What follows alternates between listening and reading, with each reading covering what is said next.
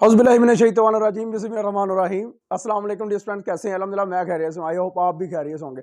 हम कर रहे हैं एसटीए 301 के MCQs. Additional law probability complete formula कब यूज करना है ये हमने देखना है।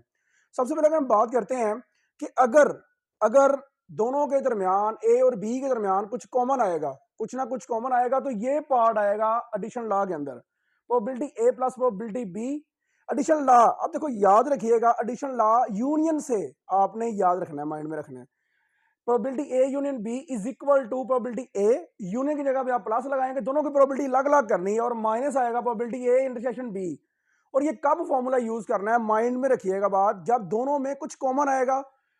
इट मीन के ज्वाइंट इवेंट, आपके जो इवेंट्स होंगे वो ज्वाइंट होंगे या होंगे नॉट म्यूचुअली एक्सक्लूसिव इवेंट्स, याद रखिएगा। ओके, अब आपके पास है डिसज्वाइंट इवेंट्स या म्यूचुअली एक्सक्लूसिव इवेंट्स, तो दोनों में अब यहां पे अगर हम बात करते हैं तो दोनों में कुछ भी कॉमन नहीं आएगा, तो यहां पे हम कह सकते हैं कि दोनों का आंसर क्या आएगा, फाइव।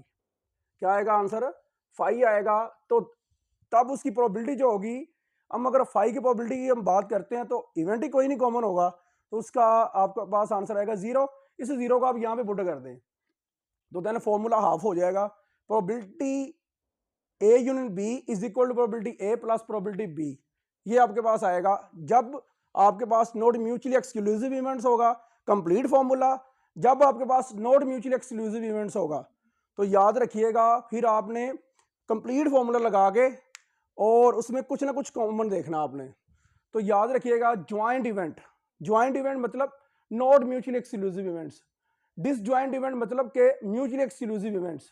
ओके, ये आपने बात याद रखनी है, दुआ में याद रखिएगा इंशाल्लाह। अब आगे वाले एमसीक्यूज भी आपको बहुत जल्द मिल जाएंगे। अल्लाह हाफिज।